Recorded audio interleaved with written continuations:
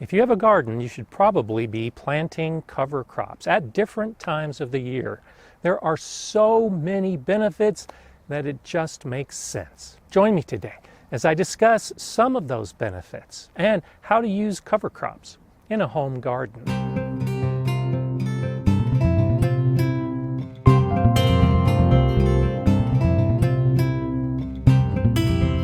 Hi, I'm Gardener Scott, and I recently cleared out the plants in this bed. It's late summer, moving into fall, and one of the worst things you can do in your garden is just leave bare ground. It should always be covered with mulch or a plant. And so that's what I'm focused on doing today, is putting plants in this bed, specifically cover crops. Now, what are cover crops? When we talk about those type of plants, we're not talking about plants we're growing for harvesting, like in a vegetable garden. Instead, we're talking about plants that we're growing specifically to benefit the garden. And in most cases, it's the soil that receives most of that benefit.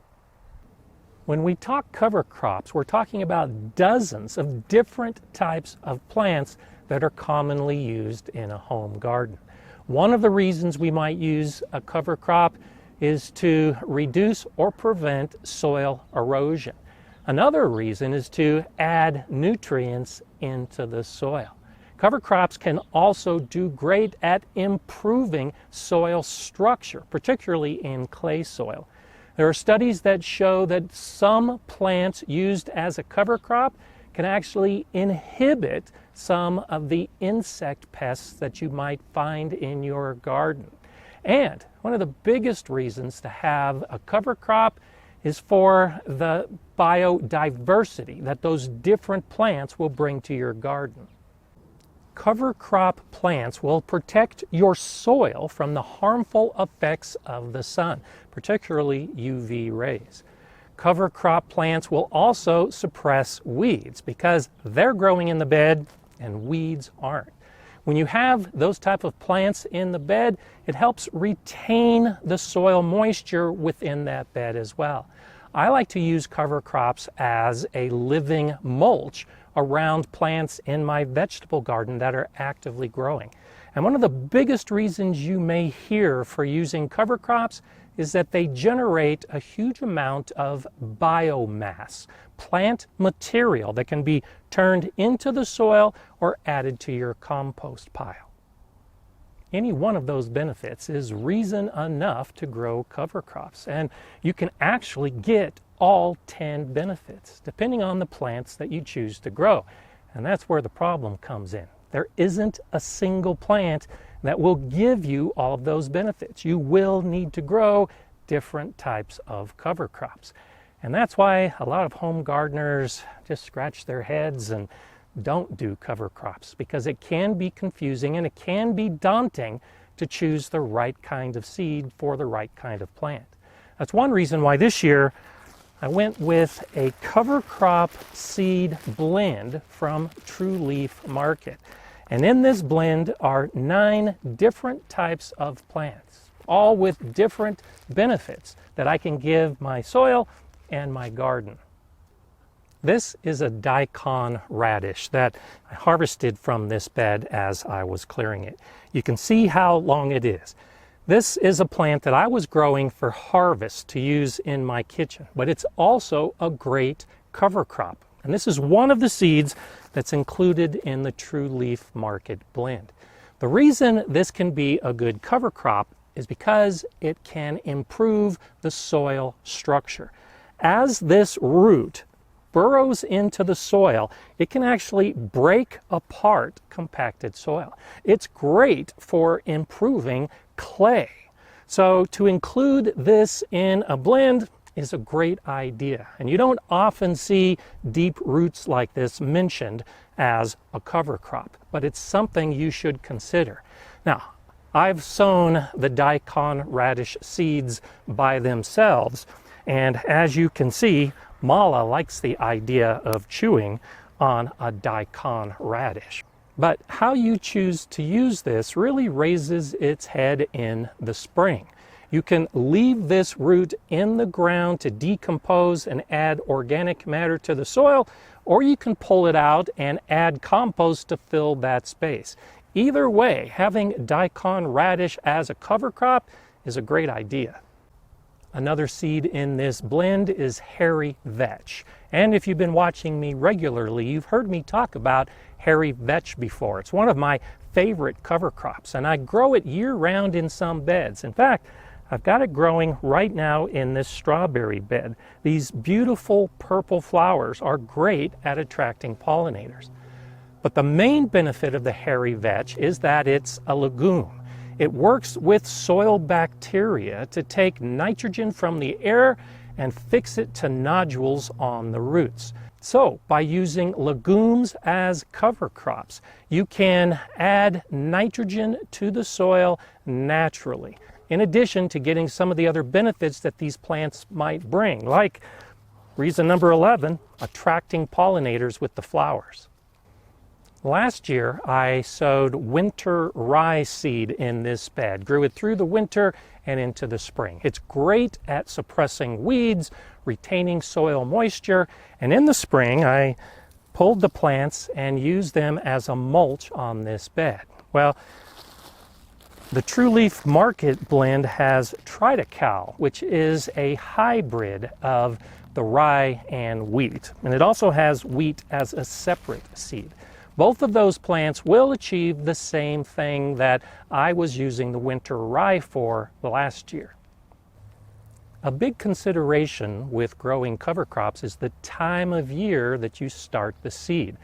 For some plants like the vetch, I grow them year-round. For others, like the winter rye, I sow in autumn to grow through the winter and into the spring.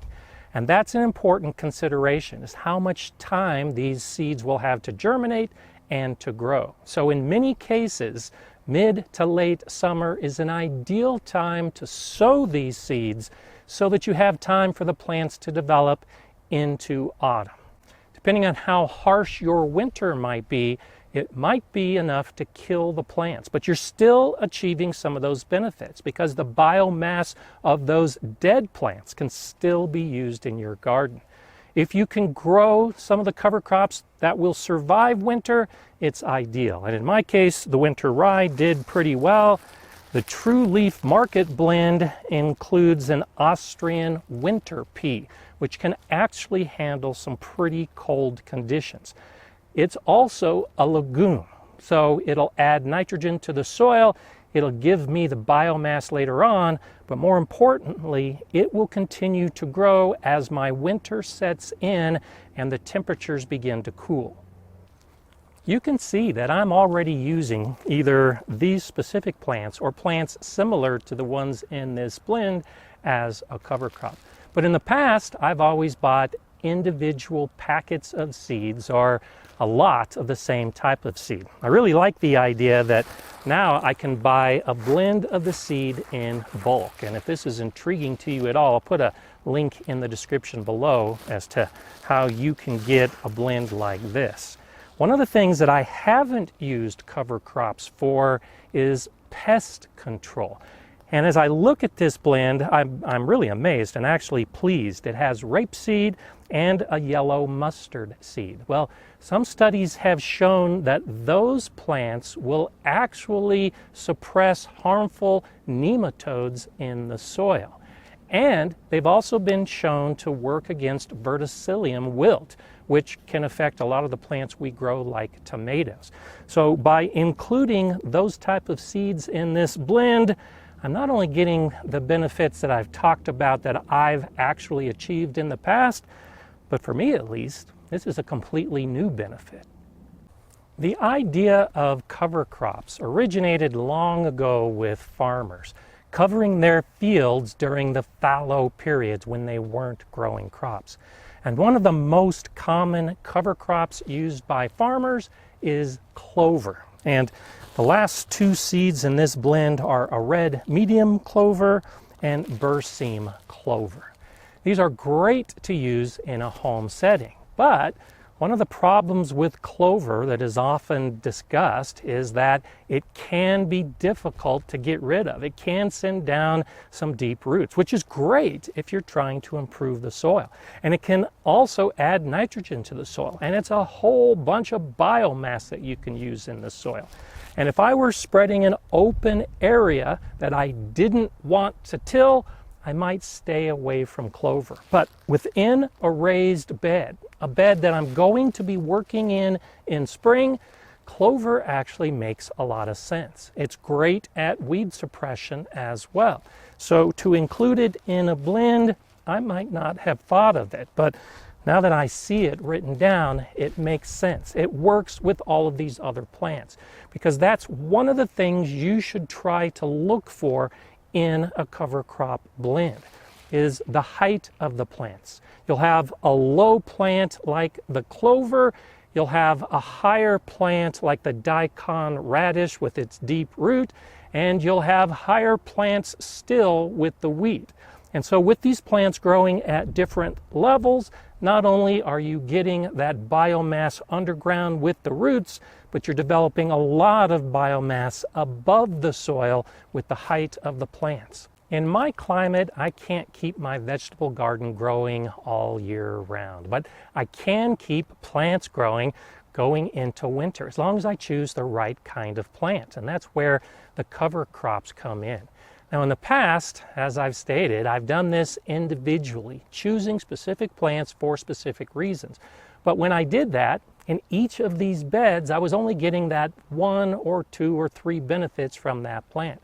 By choosing a blend, you can get maybe all 10 or 11, as I pointed out, benefits in a single bed. I'm going to be doing my entire garden this way, starting with this bed. As plants die, as I clean up the beds for winter, I'll be adding the cover crop seed. Now, I've got a 5-pound bag here because I've got a lot of beds to put seeds in. But that's one of the nice things about the True Leaf Market selection is you can choose the size you want. You don't need a quantity this big. But I do like the idea of not having to decide which of the plants to put in the beds. Instead, I can sow these seeds and get 9 different plants in these beds to benefit my soil and really supercharge it going into the spring. I'm Gardener Scott. Enjoy gardening.